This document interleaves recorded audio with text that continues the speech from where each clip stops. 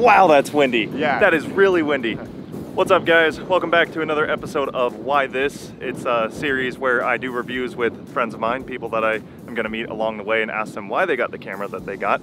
My name's Nicholas Rule. This is Branden Ponschke. Today we are going to be talking to him about his Canon 7D. Yeah, that thing. Gonna be asking him a few questions as to like why he got it, why it works for him. Just kind of going over some specs, but rather than just reading what you can read online, I wanted to ask people their honest opinions on why they got the cameras that they did. So let's just jump right into that. Okay, dude, what brought you to get this camera? I actually had a film gig in Ohio with a buddy of mine, and I was due for an upgrade. This was about a couple of years ago. And so I was just online, I was looking at cameras on eBay, and I came across this one.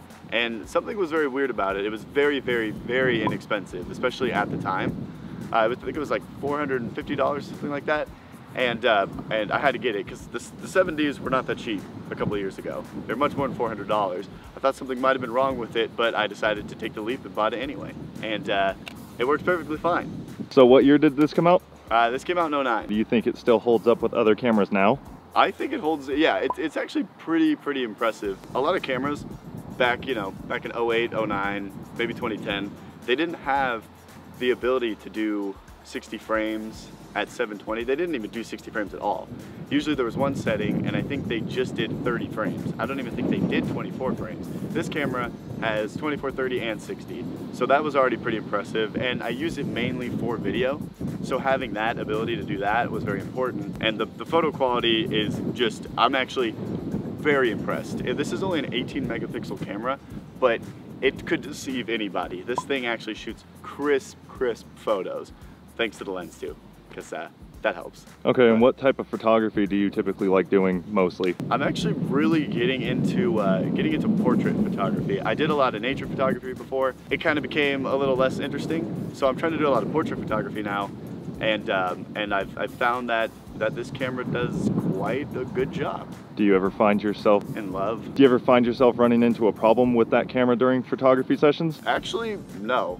I've never had a problem. I actually don't think I have one complaint, to be honest. Cool. And you said you do video, which yes. We'll be putting your channel in here at some point. How does it work in low light for you? I couldn't really judge, to be honest, like the body itself, because I have this lens, which is a super like low light lens, 1.5. I think it does good. I can't really tell for the body itself.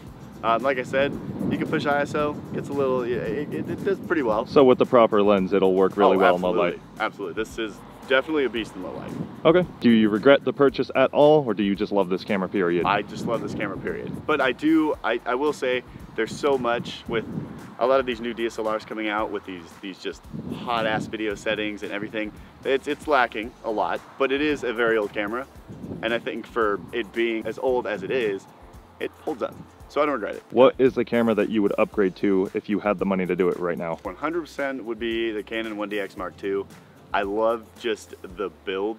Feels so nice. I've held one in my life, and it was the best thing ever. But no, the thing is a monster. Great, like, fast frame per second shooting, and just a beast for video. So that is the camera. All right, and what's the highest frame rate for video that this thing can go up to? So, big downfall, but this goes to 60 frames. The problem is you can only shoot it in 720. So, the video you will see that Nick will put in the edit, the slow-mo will be in 720. So, a little bit iffy, but that's what we got to work with here. So, and highest resolution is the 1920 by 1080. Okay, so for the last question, I wanted to switch over to your camera to show everyone what 24 frames a second looks like through this camera. Do you think this would be good for vlogging? I do not think it would be good for vlogging. And why is that? It does not have continuous autofocus, which is a big deal for vloggers, period. Continuous autofocus just simply means that it has like a follow focus, like a built-in follow focus. So any object that's tracking, it'll just continually focus on that without you having to do anything. This lacks that. This lacks a flip-out LCD screen, so you cannot see yourself or where you're framed, which is always tough. I think that's really the two big things, actually. So really this camera is just kind of meant for the person behind the camera, Absolutely. not holding it out like it's a vlog Absolutely. camera. Yeah. All right, cool. Just gonna switch back over to this now. You bought me one? Yeah, surprise, dude, I bought you a 1DX Mark II with all the money I don't have. How did you know though? It's in my backpack. This is part of the video. I give away cameras every time. The second part of this video that I'm gonna be doing is I'm going to be asking the photographer, videographer, or both, depending on whatever they do, is if they would be cool with me using some of the footage that they got or some of the photos that they've got with this camera.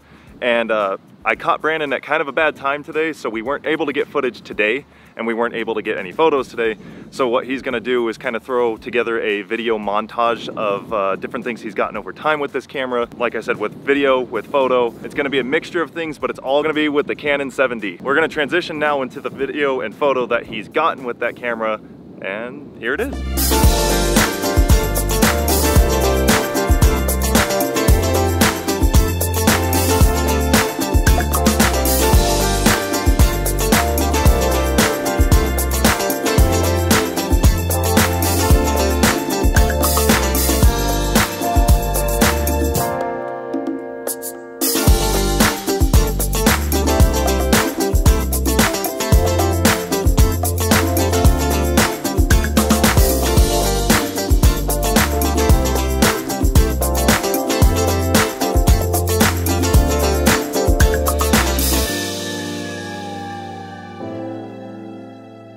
I hope you guys enjoyed that video. It's video, like I said, that he shot. He also color corrected it, but I did the cuts on it. And those were photos that he took himself and edited.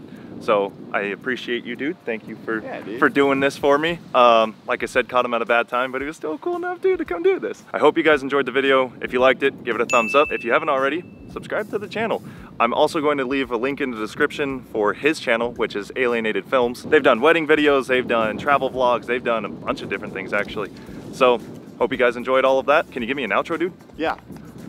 See ya!